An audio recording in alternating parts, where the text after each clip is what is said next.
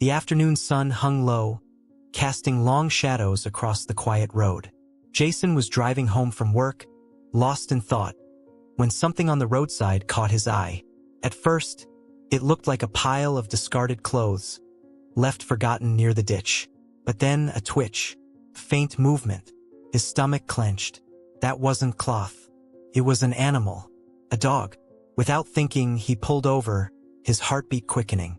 As he approached, the sight made his breath hitch. The dog lay on its side, its fur matted with blood and dirt. Deep gashes marked its body, some fresh, others older. His breathing was shallow, uneven.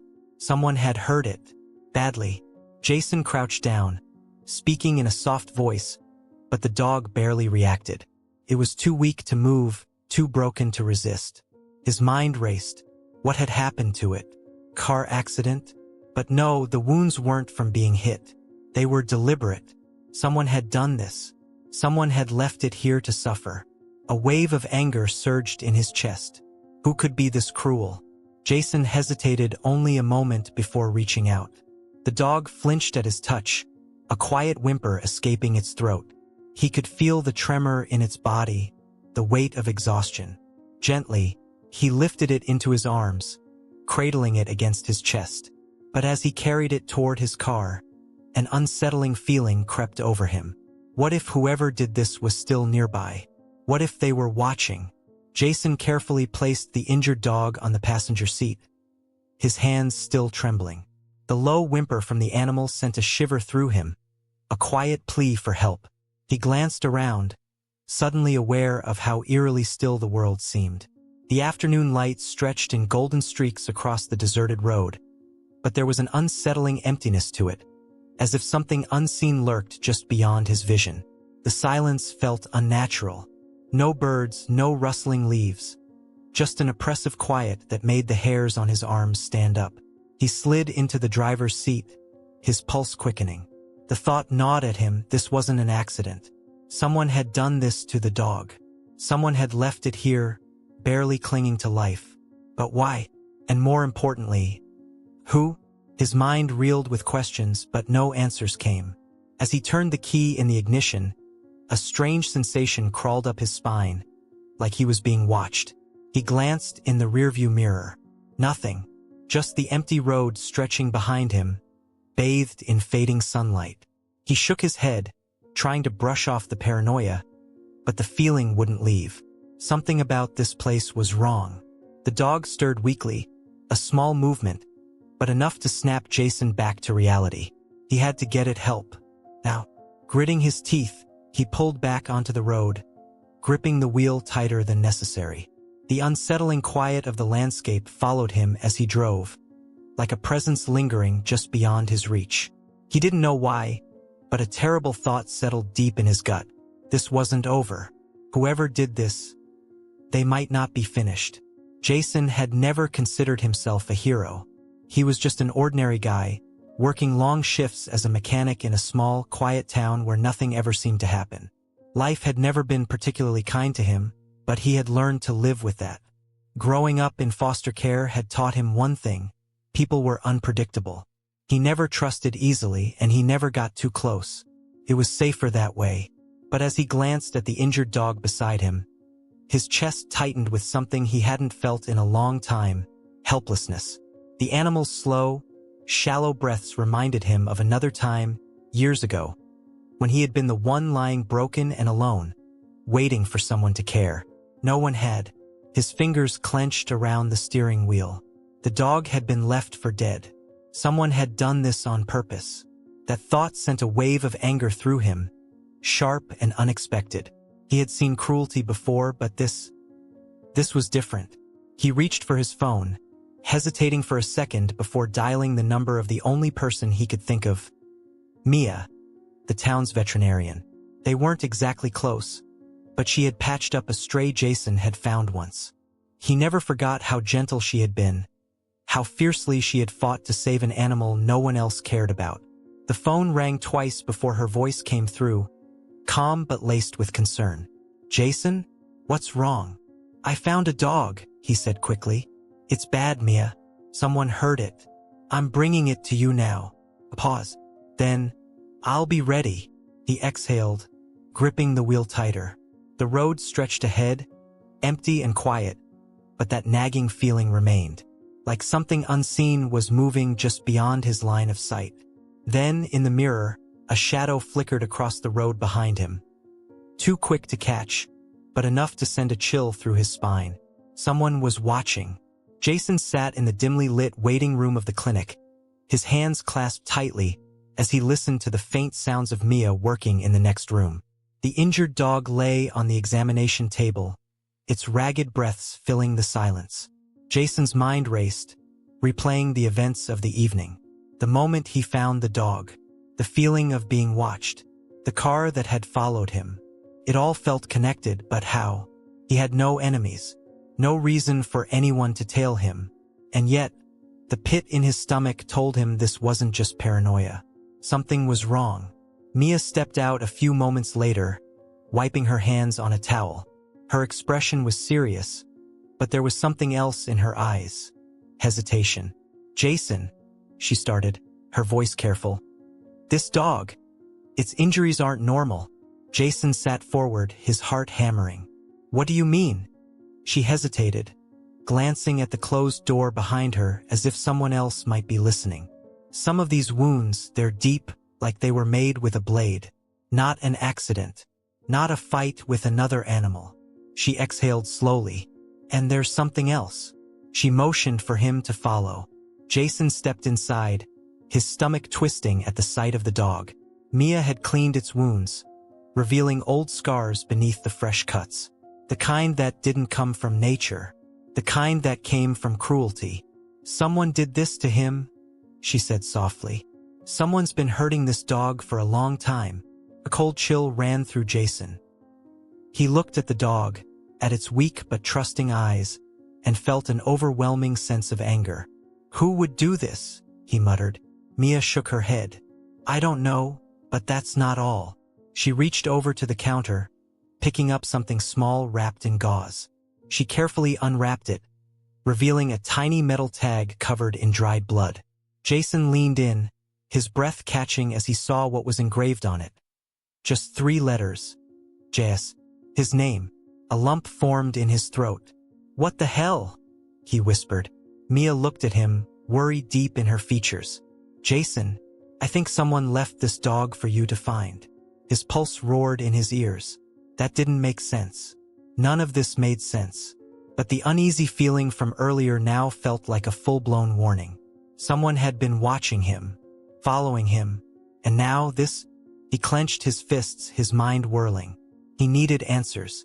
He needed to know where this dog came from and who had hurt it. But more than anything, he needed to know why his name was attached to it. Mia hesitated before speaking again. "I don't think you should go back home tonight," she said. "Stay here, just in case." Jason shook his head. "No. If someone's doing this, I need to find out who. I need to know what they want." Mia sighed, rubbing her temples. "At least be careful. And Jason, if this is a message, you might not want to go alone." Jason exhaled, gripping the counter. His whole body felt tight with tension. He looked at the dog, at its fragile body, and made a silent promise. He would figure this out. He would find whoever did this. And he wouldn't stop until he got answers. But as he stepped outside into the quiet evening air, he couldn't shake the feeling that he was already being watched. Jason drove down the quiet, empty road, his grip tightening on the steering wheel. The air inside the car felt heavy, thick with an unease he couldn't shake. The dog lay curled up on the passenger seat, its breathing still labored but steadier than before. Every now and then, its ears twitched, as if sensing something Jason couldn't see. He glanced at the rearview mirror, scanning the road behind him. It was empty, no headlights, no sign of the car that had followed him earlier. But that didn't make him feel any safer. In fact, it made things worse. Whoever was watching him, whoever had left that tag with his name, they weren't in a hurry. They were patient, waiting. The silence was oppressive, stretching too long, making every little sound seem louder than it should have been. Jason cleared his throat, trying to push the tension aside. "You're safe now, buddy," he murmured to the dog. But his words felt hollow even to himself. Was the dog really safe? Was he? A flicker of movement in his peripheral vision made his stomach clench. He snapped his head toward the side mirror, but there was nothing. Just trees lining the road, their dark shapes unmoving. His pulse quickened. Had he imagined it? His fingers twitched over the dashboard, tempted to turn on the radio just to break the silence. But something in his gut told him to keep listening. Another flicker. This time he was sure of it. A shadow darting between the trees. Jason's breath caught in his throat. He pressed down on the gas, the car speeding up slightly. Maybe it was an animal. Maybe he was just tired, his mind playing tricks on him. But then, a loud thud from the back of the car. Jason jerked, his foot nearly slamming the brake. The sound had been sharp, deliberate, like something hitting the trunk. His heart pounded. He glanced in the rearview mirror again, his breath catching. For a split second, he thought he saw something move in the back seat. A dark shape. But when he turned his head, the seat was empty. His fingers tightened around the wheel. Okay, he muttered, forcing himself to breathe. Just my mind playing tricks. But the dog wasn't fooled. It had lifted its head, ears perked, body tense. A low whimper escaped its throat. Jason swallowed hard. Dogs didn't imagine things. The air in the car suddenly felt colder. Jason resisted the urge to shiver. He reached up, adjusting the rearview mirror, and that's when he saw it. A handprint. It was faint but unmistakable, pressed against the fogged-up glass of the rear window. Jason's blood ran cold. His breath hitched. The print hadn't been there before. Then another thud, this time right above him, on the roof. Jason's body reacted before his mind could catch up. He slammed his foot on the gas. The tires screeched as the car surged forward. The dog yelped, sliding against the seat. Jason barely noticed. His eyes darted between the road ahead and the rearview mirror, expecting to see something, someone, clinging to the top of his car. Nothing, but he could feel it. Presence. Watching. Waiting. His knuckles turned white on the wheel. He needed to get out of here. He needed to. The headlights flickered. For half a second, everything went dark. The road, the trees, even his own reflection in the mirror. Then, just as suddenly, the lights came back on. Jason's pulse hammered. No. A shape loomed in the middle of the road. He barely had time to react. He yanked the wheel to the side, the car skidding violently as he fought to regain control. The dog barked, panic in its voice. The tires screeched. Jason's heart slammed against his ribs. He braced for impact, but there was nothing. No crash, no sound, no body. The road ahead was empty. Jason's breath came in ragged gasps. He slowed the car, his hands shaking. He glanced at the passenger seat. The dog was staring at him, its eyes wide, its body pressed against the door as if trying to get away from something. Jason swallowed hard, turning to check the back seat again. Still empty, but the handprint was gone. Jason's breath came in short gasps as he stared at the dog, his hands trembling. The dim glow of the dashboard cast eerie shadows over its matted fur, and for the first time, he noticed something he had missed before. Something was shifting beneath its skin. His stomach lurched as the fur seemed to ripple, like something alive was writhing just beneath the surface. The dog's eyes, once full of quiet gratitude, darkened into something else entirely. A deep, guttural growl rumbled from its throat, but its mouth didn't move. The sound seemed to come from within, from something that was not the dog at all. Jason's instinct screamed at him to get out, but his body refused to obey. His heart pounded as the air inside the car grew thick, suffocating. The engine sputtered, the lights flickered, and then, with a violent jerk, the car shut down completely. Panic surged through Jason as he reached for the door handle, but it wouldn't budge. He slammed his shoulder against the door, but it felt like it had been welded shut. His pulse roared in his ears as he turned back to the dog. Only, it wasn't a dog anymore. Its body convulsed violently, limbs twisting at unnatural angles. A sharp, Wet cracking sound filled the car as bones snapped and realigned, the shape stretching, elongating into something grotesque. A scream clawed at Jason's throat, but no sound came out. His mind raced, trying to make sense of what he was seeing, but the horror unfolding in front of him defied logic. Then silence. The creature stopped moving, its head tilting toward Jason with an unnatural jerk. Its mouth split open, far too wide, revealing rows of needle-like teeth, and a voice.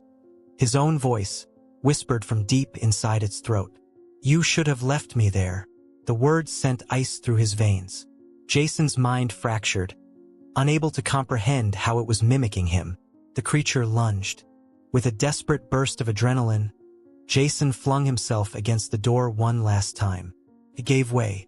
He tumbled out, crashing onto the dirt road, pain jolting through his body. He scrambled backward, his eyes locked on the open car door. But the creature didn't follow. It just sat there, watching, waiting. The headlights flickered on again, illuminating its distorted form, and Jason saw something that made his blood freeze. A second set of eyes had opened on its face, human eyes, and they were staring right at him. Jason stumbled to his feet and ran. He didn't know where he was going. He just needed to get away. The road stretched endlessly ahead, but he didn't stop. His breath burned in his lungs.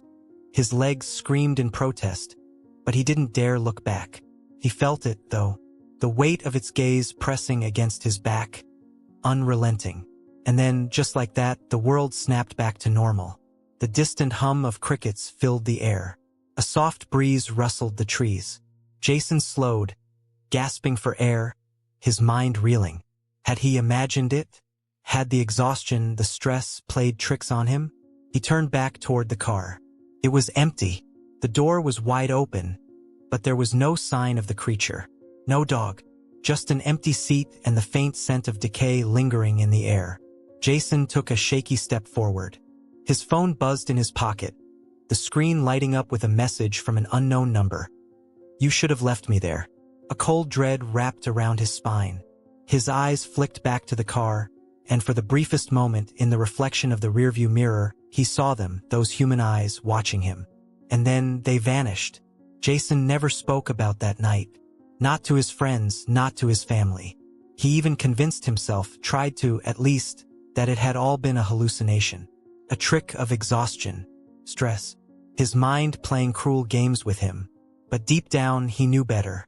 The messages didn't stop. Every few nights, his phone would buzz in the dark, displaying those same chilling words. "You should have left me there." He changed numbers, got a new phone. It didn't matter. The messages always found him. And then there were the eyes. Reflections unsettled him now.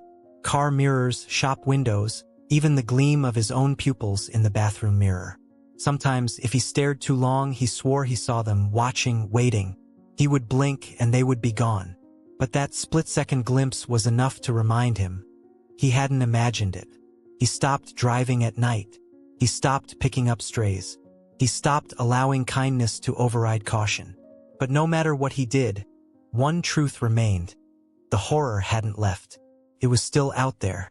Or worse, it was still with him. Jason wasn't sure what it wanted. Was it waiting for him to return? Or was it simply biding its time, growing stronger in the shadows? The only thing he knew for certain was that some things weren't meant to be saved. Some things should be left where they are, no matter how much they beg otherwise. And in the silence of the night, just beyond the glow of the streetlights, someone was still watching. What do you think really happened that night? Was Jason cursed the moment he decided to help? Or was something waiting for him all along? If you were in his place, would you have stopped for that injured dog, or kept driving? Let me know in the comments below. If this story sent chills down your spine, make sure to hit the like button. It helps more people discover these eerie tales. And if you love diving into the unknown, don't forget to subscribe and turn on notifications, because the next story might just be even more unsettling. But before you go, here's a final question to keep you thinking. What if something is watching you right now? Would you even know? Stay safe and stay aware. You never know what's lurking just beyond the light.